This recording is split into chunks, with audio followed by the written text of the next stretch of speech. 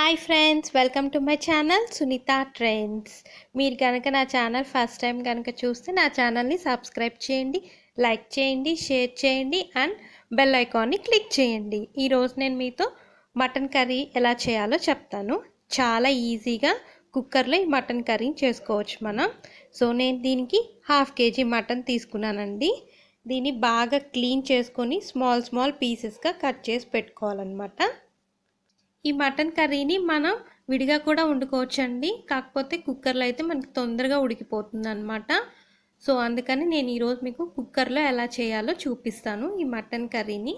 దీనికి మనం small curry cut pieces అంటారు కదా, అలా చేసి పెట్టుకోవాలి.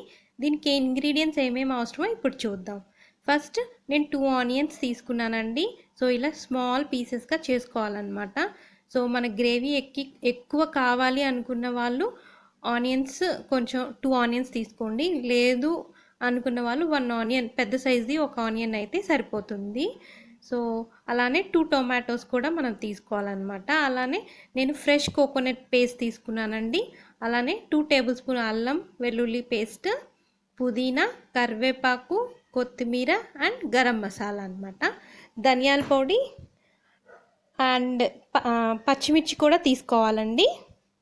సో పచ్చిమిర్చి ఒక 4 అయితే సరిపోతుంది. దాన్ని మధ్యకి చీల్చుకొని పెట్టుకోవాలన్నమాట. సో ఈ ఇంగ్రీడియంట్స్ తోటి మనం చేసుకోవచ్చు. అలానే కొంచెం జీలకర్ర ఉంటుంది కదా, అది నేను 1 టీ స్పూన్ తీసుకున్నాను అనమాట. సో డైజెషన్ బాగుంటుంది. మటన్ అంటే కొంచెం హార్డ్ ఫుడ్ కదా.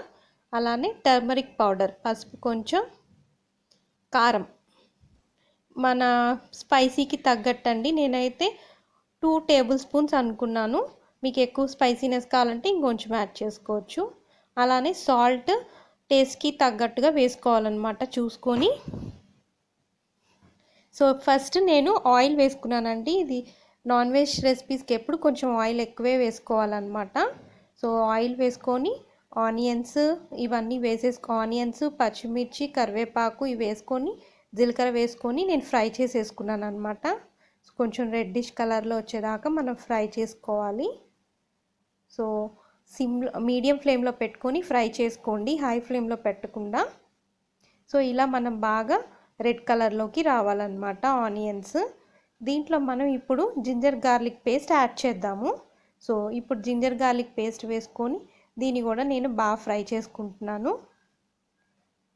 సో జింజర్ గార్లిక్ పేస్ట్ రా స్మెల్ పోయేదాకా మనం ఫ్రై చేసుకోవాలి. సో ఆయిల్ ఎక్కువ వేయడం వల్ల ఏమవుతుందంటే కింద మాడకుండా కూడా ఉంటుందండి. సో ఎప్పుడైనా సరే నాన్ వెజ్ కర్రీస్కి కొంచెం ఆయిల్ ఎక్కువే వేసుకోండి. నెక్స్ట్ 2 టొమాటోస్ తీసుకున్నానండి. దాన్ని ఇలా చాప్ చేసేసుకున్నాను. సో ఇప్పుడు ఆ 2 టొమాటోస్ని నేను దీంట్లో యాడ్ చేస్తున్నాను.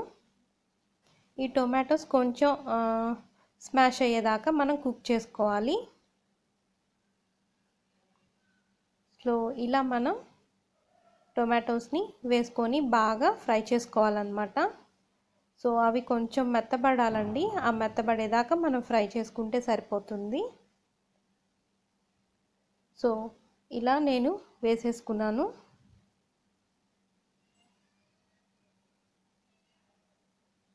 ఇప్పుడు దీంట్లో నేను 1 టేబుల్ స్పూన్ సాల్ట్ యాడ్ చేసుకుంటున్నానండి.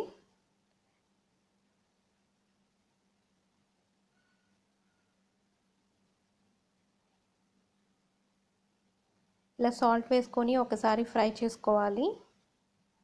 సో ఇప్పుడు నేను మటన్ ఉంది కదా, ఆ మటన్ పీసెస్ కూడా వేసేసుకున్నాను.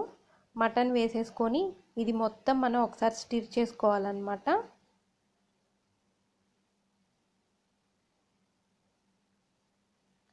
సో ఇలా బాగా కలుపుకొని, వాటర్ ఏం పోయకూడదండి. ఇప్పుడు ఇలా బాగా కలుపుకొని ఒక 3 to 5 మినిట్స్ దాకా మనం ఇలానే కుక్ చేసుకోవాలి.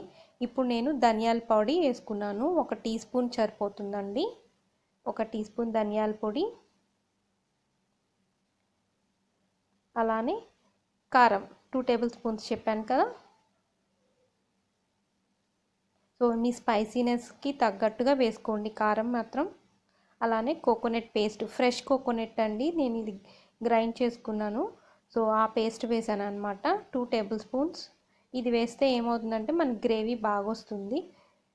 సో ఇలా అన్నీ వేసేసుకోవాలండి. పసుపు కూడా వేసేసుకొని మనం ఇలా బాగా కొంచెం వాటర్ యాడ్ చేసుకొని బాగా కలుపుకోవాలి.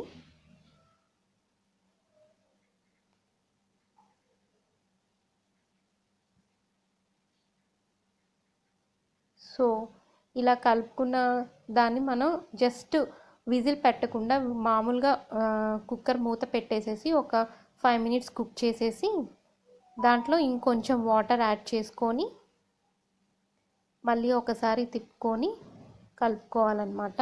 సో ఇలా ఒక 5 మినిట్స్ విజిల్ పెట్టకుండా కుక్ చేస్తే ఏమవుతుందంటే ఏమైనా కొంచెం పచ్చివాసన ఉంటే అది తొందరగా పోతుందన్నమాట. అది మనం డైరెక్ట్గా పెట్టిన విజిల్ పెట్టేసామనుకోండి ఆ పచ్చివాసన అనేది పోదు.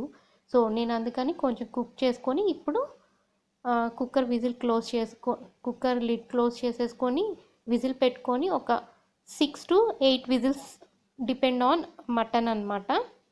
నేను ఒకైతే 6 విజిల్స్ పెట్టానండి.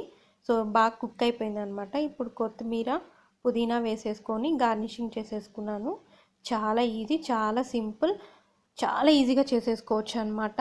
మార్నింగ్ బ్రేక్ఫాస్ట్కి ఇలా మనం సింపుల్గా చేసేసుకుంటే చాలా బాగుంటుంది. దీన్ని మనం గారెల్లో కానీ దోశల్లో కానీ రైస్లో కానీ తీసుకోవచ్చండి. గ్రేవీ కూడా ఉంటుందన్నమాట, చాలా బాగుంటుంది. సో ఇలా ఒకసారి మీరు ట్రై చేయండి కుక్కర్లో. ఈ రెసిపీ ఎలా వచ్చిందో నాకు ఖచ్చితంగా కామెంట్ చేయండి. సో ఈ మా నాన్ వెజ్ ఐటమ్స్ ఎప్పుడు నేను చెప్పాను కదండి ఆయిల్ ఎక్కువ వేసుకోవాలని. సో ఇలా వేసుకోవడం వల్ల మనకి టేస్ట్ అనేది ఇంకొంచెం ఎక్కువగా ఉంటుందన్నమాట. సో చూసారా పైన ఇలా ఆయిల్ వచ్చేసిందంటే ఇది పర్ఫెక్ట్గా కుక్ అయిపోయినట్టు. సో ఇలా పర్ఫెక్ట్గా కుక్ చేసుకుంది. ఎవరైనా మనకి ఇంటికి గెస్ట్లు వచ్చినప్పుడు ఇలా తొందరగా చెయ్యాలనుకున్నప్పుడు ఇలా ట్రై చేయండి, చాలా చాలా బాగా వస్తుంది. సో ఇప్పుడైతే నా వీడియోని మీరు లైక్ చేశారని అనుకుంటున్నా. నా వీడియో కనుక మీకు నచ్చినట్లయితే నా వీడియోని లైక్ చేయండి, సబ్స్క్రైబ్ చేయండి అండ్ షేర్ చేయండి. Thank you for watching my video.